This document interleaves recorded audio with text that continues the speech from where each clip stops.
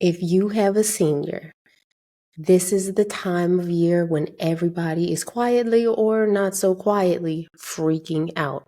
Instead of just worrying about if John was ready for the real world, I was freaking out about what I had prepared him for.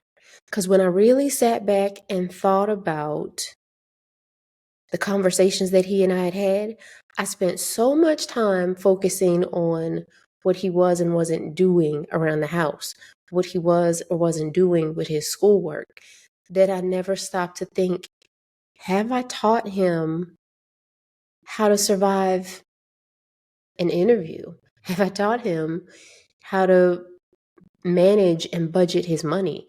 Have I taught him how to count back change? Schools don't teach that. And it's amazing how many kids don't have that skill. And it's something that my mom taught to me. And at the time, I was just like, why do I have to learn this? But I went to McDonald's and somebody put in the wrong number in the register. And when I told her how much change I was expecting back before she could make the correction, and as she was typing, she looked at me and said, "How do you know that?" Like it was a magic trick. So there's so much that we need to really prepare our kids for that can get lost in the weeds of the freak out. What I didn't want to do is think that I could prepare him for every possible situation he will encounter, because I can't. So I had to focus on what are the most important things. And unfortunately, in our community, the what to do when you're stopped by police is absolutely one of those conversations. But I had to make sure that he knew, even if he's not driving, how to handle himself. I bought him a Bible because I didn't raise John in the church. I raised him to be a good human. But because of my own church wounds coming up, it wasn't something that I made central to his life. And now that I have rededicated myself, I'm not forcing anything that I believe or view onto him. He gets to decide. And the way that I witness to him is through how he sees me carrying myself, how he sees me praising God, how he sees me interacting with the world. And it's important for us to think as parents about how we are going to witness to our children during this stage and show them how God can, or not just can, but is a source of strength when things are hard, and where to turn when you are just broken and frustrated and don't know what else to do, and things can't be explained in a way that makes sense to you, and all you need is some comfort.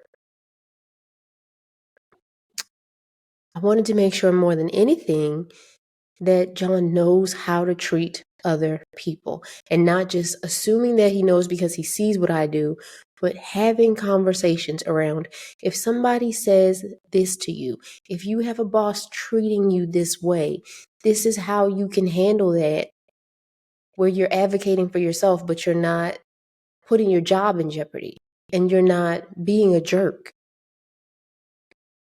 It's easy to assume our kids will just figure this out, but it would be so much easier for them if they were taught on the front end and didn't have to figure it out. Even if he never uses some of the things that I've said, knowing that I've said them makes me feel like he at least has a frame of reference, and then he can make a choice about what fits his values and what doesn't, or how he wants to carry himself or not. I want him to be able to own his mistakes.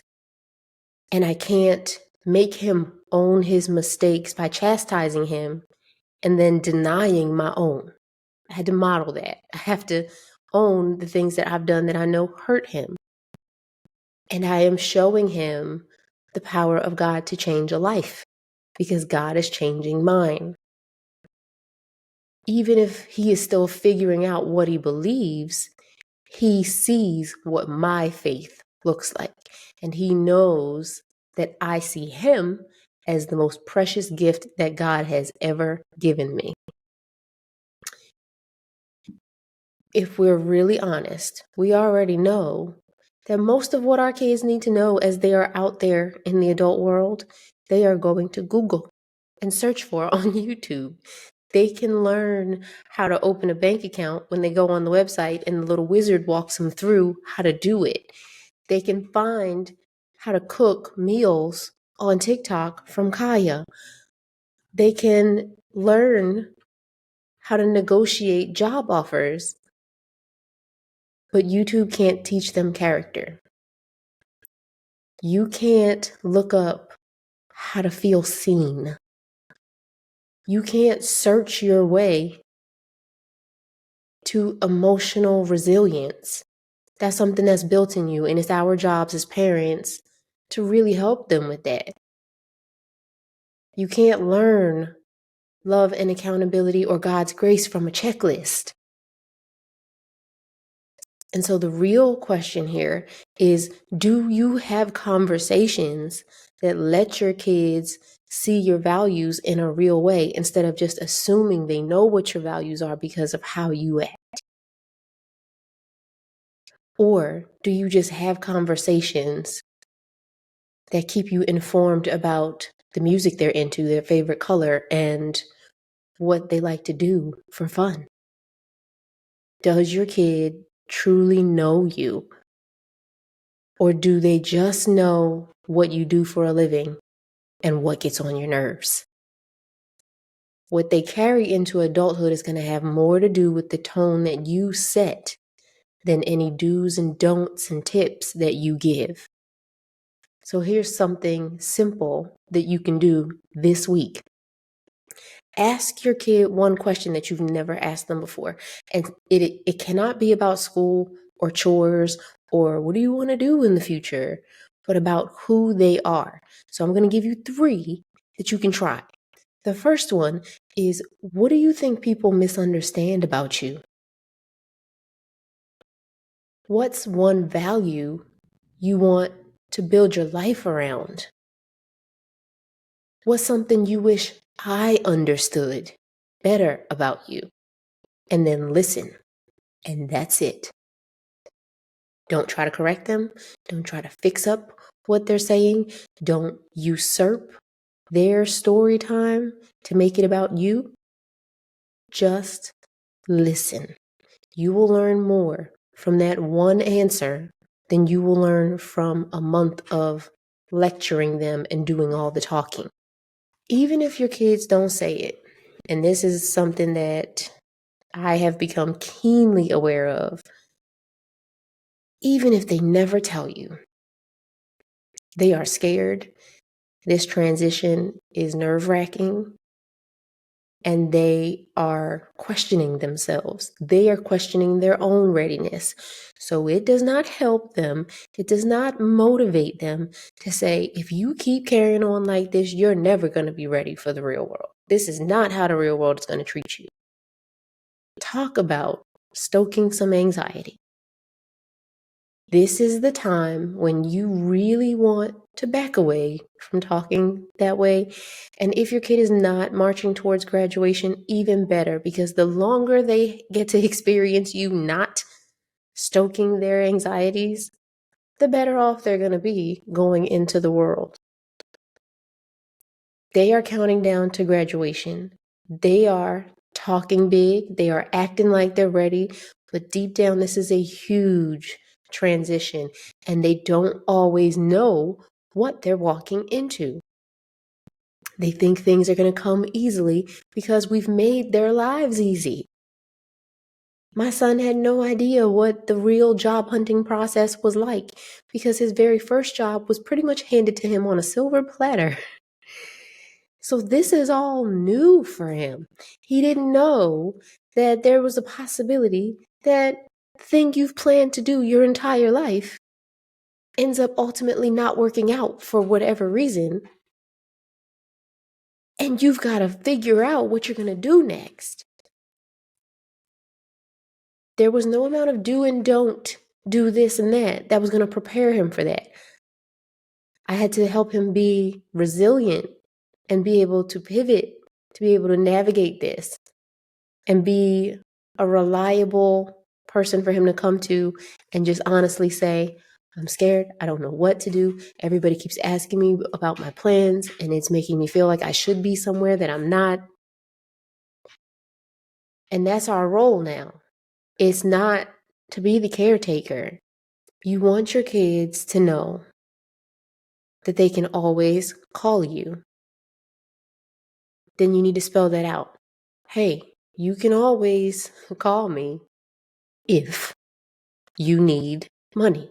You can always call me if, be very specific, you're out with some friends and things are going in a direction that's making you uncomfortable. I'll come get you. Don't give that blanket, oh yeah, you can always call me. Give them the situations that they may find themselves in and not be sure what to do. So that there's that little seed planted of, you know what? Let me call my mom. Because right now I feel like I'm having a crisis of faith and I don't know what to do. Because what sounds obvious to us might sound or feel uncertain to them. I shared with John my own transition into adulthood story, and it added a layer of compassion to how he sees some of the choices that I've made, because he understands more about what I went through when I was younger and even how I parent now. It's one thing for your child to know that you're there. It's another for them to understand why you parent the way that you do and what has influenced that, and giving him context around how I transitioned into adulthood and had to stand on my own 2 feet very abruptly has created this space for grace that wasn't there before. This season is not about just them stepping into adulthood. It's also about letting them see the adult that you had to become and know a little bit about your journey. A really shocking revelation to me was that when I think about who my parents are, it wasn't until recently that I'm starting to learn who they are as adults. And I am 43. I've been gone for a long time. But a lot of us, our kids only know us in the role and capacity of they tell me what to do, they tell me how to be, they tell me when to come and go, but they don't know who we are as people. And we assume that they know because of what they see us doing while they're around us, but they don't actually know us because we don't talk to them the way we would talk to our friends. But there's no reason why we can't be friendly and be vulnerable, but put some boundaries and limits on that to maintain the dynamic. One thing that teaching has shown me is kids don't think you were ever their age. And a lot of times we treat our kids like we were born with all the wisdom that we have. They don't see our awkward phase and we pretend we never had one. They feel like heartbreak is something that no one else has ever experienced because it's the first time they're going through it. And we don't have to say, well, this is how I get over it. But we can be empathetic to what they're going through because we've experienced it. We've experienced feeling shame. We've experienced the regret of decisions or looking back on years that we feel that were lost when we were trying to figure things out.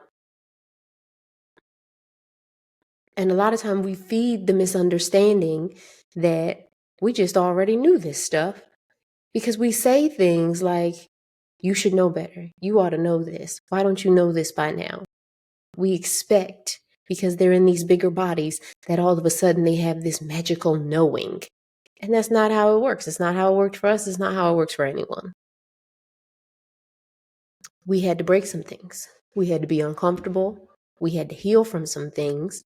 And when we forget to show them that life is a never-ending process, and they are not products that we're just turning out, then we leave them feeling like they're the only ones who have ever struggled.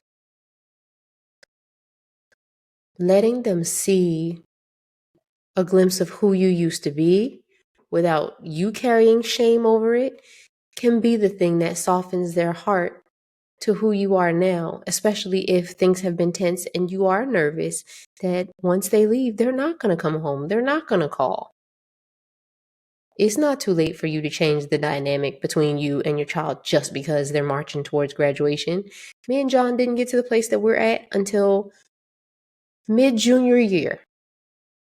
I had been making steps and strides, but there wasn't a real abrupt shift until mid-junior year when I really figured all this stuff out. You have a chance to connect with your teen in so many ways. And here's one where you do get to talk about, in my day, pick a story from your own life that shows them you were not always this version of you. It doesn't have to be something traumatic. Just be real about it. Tell them about a mistake you made in college. Tell them about the bad date you went on. Tell them about a time you didn't speak up or remove yourself from a situation that you wish you had just left or said something about. Tell them about a season when you felt lost and you didn't know what you believed or felt like you had no friends. Tell it to them and don't frame it as a lesson. Tell them the story like you just want to connect with them and you want them to know who you are as a person.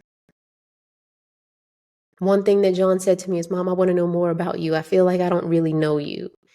And that's really when the light bulb flickered for me that I don't really know my parents as well as I think I do. I'm even nervous about being able to write an obituary for them because I'm like, do I even know all of what they've done? All of who they would want acknowledged? Don't tell your kids the story and frame it as a lesson. But you can say, I don't expect you to never struggle. And I want you to know that you can come to me when you do, not if you do, because that makes it seem like struggling is a choice. And when they find themselves in a situation of struggling, they may think, oh, well, my mom never struggles, so I can't go to her. I don't want her to think that I can't handle this. It's gonna happen. And that's one way we can prepare them is saying, it's gonna happen and you're gonna need help and you can call me. And that sentence alone can shift the entire tone in your house from them assuming that you expect perfection as the requirement to connection being preserved, or in some cases, being planted in the first place. The last thing I'm going to say is your kids need to know that you believe in them. They need to know that you're not just celebrating what they can do, but that you see them for who they are. My son was not sure that I believed in him because what he heard from me more than anything was criticism. And it wasn't because I didn't love him. It wasn't because I didn't see his potential. It was actually the opposite. Because I saw his potential and because I learned that motivational speeches are supposed to sound like criticism, that's how I spoke, thinking it will light a fire under him. And it didn't. It didn't. Because I was so focused on correcting him, I forgot to affirm him and who he is, and he questioned his worth. You can pray for your child, provide for them, teach them discipline, and still miss this. If what they hear from you most is what they are doing wrong, they'll start believing they are what's wrong. Belief isn't just about thinking they will succeed in life. It's about helping them see that they're already valuable before they prove anything. They don't have to work for it to be worth it. That's why we have little girls who are like I was, seeking validation from all sorts of sources because they're not sure what they're worth and doing the most because they feel like they have to earn somebody's love and attention and dependability. Kindness in some cases. This is about showing them the difference between you better not mess this up and I trust what God put in you and I'm still proud of you while you're figuring this out. You can't control how the world is going to treat your child when they leave your house, but you can shape what they believe about themselves and what they believe about their abilities to take on what happens out in the world when they walk out your door. Before they graduate, take a moment, whether it's in the car, at dinner, when they're least expecting it, whenever, and just say, you know what I love about you? And then name something that has nothing to do with performance or achievement. Here's an example. You know what I love about you? You pay attention to people when you think nobody is watching. You know what I love about you? You're not afraid to be honest even when it's uncomfortable. You know what I love about you? You've got this quiet strength that I've noticed, that I've seen ever since you were little, to stand strong when everybody around you is doing something you disagree with. Don't make it up. Make it true. Make it personal and specific about who they are, not what they do. That one sentence might mean more to them than anything you've ever said. Try it. I want to know how it goes. No matter how close or far your child feels right now, this is your time. It's not too late to plant something good that will stay with them for the rest of their lives. And the scripture for this week that I want you to really meditate on is Proverbs 22:6. And I like the NLT translation. Direct your children onto the right path, and when they are older, they will not leave it. That wraps up this week's episode. I would love to hear from you and what you've tried out, what you think of the show. So if you can leave an honest review or just talk to me in the comments, I would love to see what you have to say. Thank you so much for being here, and I'll see you next week.